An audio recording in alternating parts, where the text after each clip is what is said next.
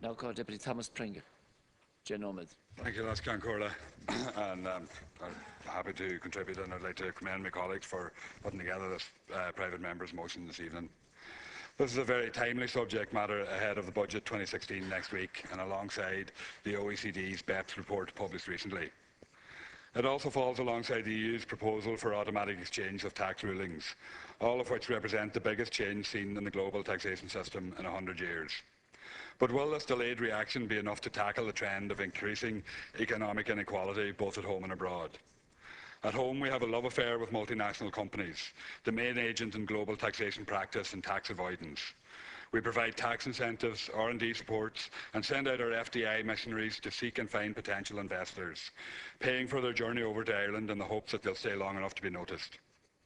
Deals were made between Apple and the Revenue Commissioners going back as far as the 1980s, effectively state aid for the multinational giant.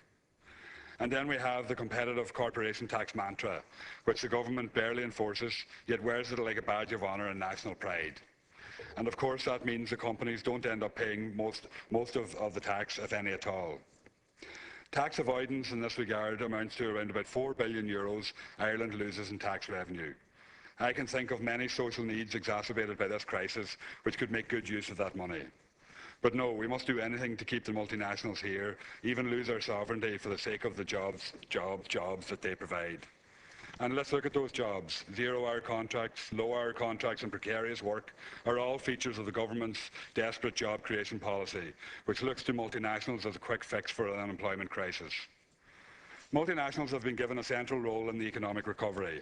They've even stayed relatively secure during the recession. And this year, the IDA promoted the central position of multinationals in job creation by announcing through the potential provision of 80,000 jobs.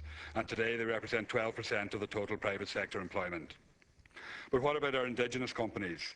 Why are they not central to our jobs policy?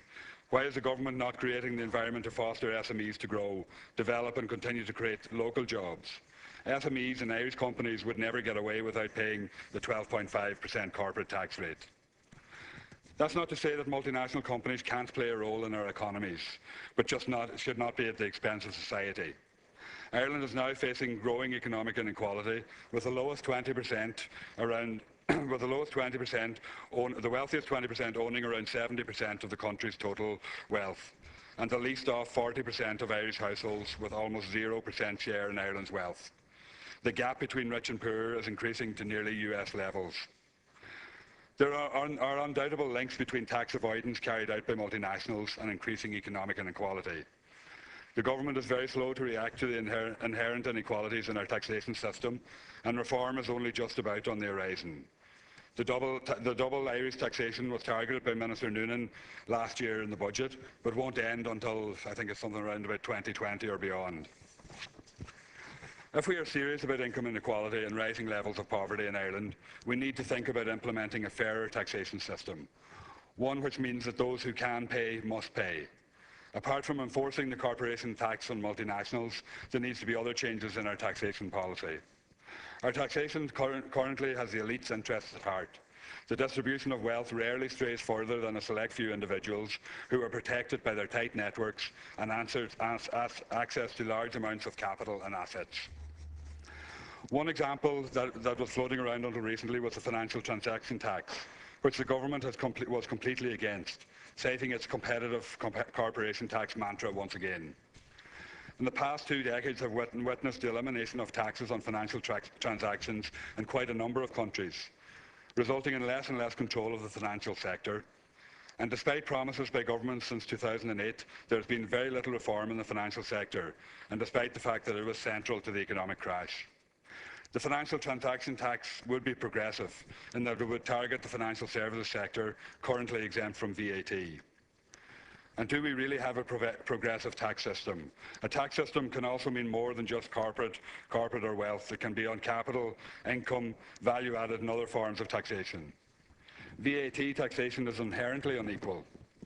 Taxes on consumption are disproportionately paid by people on low incomes who have to spend all their money. Almost all the tax paid by the bottom 30% of households is in indirect taxes. Tax avoidance extends into the international context. In the EU, there are developments moving towards greater transparency, apparently, on tax policy. But it remains to be seen whether this will have any impact at all and if it will be enforced. EU finance ministers will be meeting in Luxembourg on Tuesday and are expected to reach political agreement on the automatic exchange of tax rulings, a proposal launched by the European Commission earlier this year in the wake of the LuxLeaks scandal. The proposal will oblige states to share details of their tax rulings, essentially letters of comfort offered to companies by tax authorities, with other member states, as part of a broader move towards greater corporate tax transparency across the EU. The relaunch of the Common Consolidated Corporate Tax Base, which would harmonise the way taxes are calculated across the EU, was also announced in June. But there are concerns that this could actually naturally disadvantage Ireland due to the size of our economy. Globally, it's estimated tax avoidance costs governments between $100 and $400 billion in lost revenue. In fact, we don't even know how much we are losing out to these practices. While it can be argued that the recent OECD's report on BEPS is a step towards greater transparency in global taxation practices, the report shows some shortfalls and isn't nearly as aggressive as multinationals are in their own tax avoidance practices. The OECD's report presents a package that does not legislate for companies to have to pay tax where they do real business or to stop the use of tax havens. So it is effectively a code of practice as opposed to a real initiative which seeks to legislate for more equitable tax systems. One step that we could take if we wanted to address inequality in our society is to make an effective tax rate for corporations of 12.5%. So we could ask the multinationals to pay the tax rate that supposedly attracted them to this country in the first place, 12.5%, and make that an effective rate on their bookable profits from the very start. That would provide very useful revenue to this state to help to address the inequalities right across the state and to be able to undo the damage that has been done throughout this crisis. And yet in doing that, you wouldn't have to increase the corporation tax rate by 1 percentage point at all. You could just actually make the corporations pay what they have said was the attraction that brought them here in the first place. Or was the attraction really knowing that they could use all the tax avoidance measures without it being pursued by the state to reduce their corporation tax rates even further? That's the question that we seriously need to ask, I think. Yesterday, I was talking to a constituent who was talking about the fact that we were talking about this issue of income inequality and inequality across our society. And they were making the point, indeed they must have been a Fine Gael voter, because they were making the point that you have to reward the risk takers, you have to reward the entrepreneurs, and everybody benefits from that across society. But the reality is that everybody doesn't benefit. The rising tide certainly doesn't lift all boats. If we've learnt anything throughout the crash and throughout the boom before it, it's that. Income inequality continued to rise, inequality in our society continued to rise, poverty continued to grow and continue to rise. And even if we were going to reward risk takers and have policies that would reward those, they wouldn't be multinationals. The multinationals that come to Ireland aren't taking risks by coming to Ireland.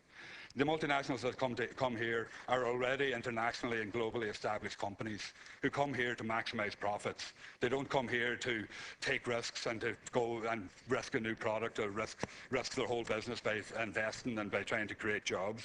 They come here because they know they can manipulate the tax system and they know that they can get away with not having to pay even the 12.5% tax rate.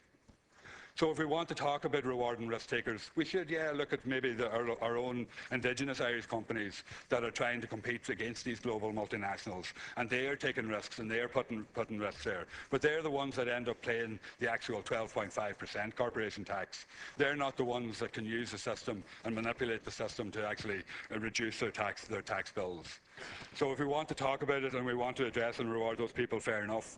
But let's target the people who aren't taking risks and the companies and the corporations who aren't risking anything by coming here and make sure that they contribute to our society and contribute to the benefit of all our people. Because one thing's for certain, the rising tide of multinationals will not lift too many boats in this country.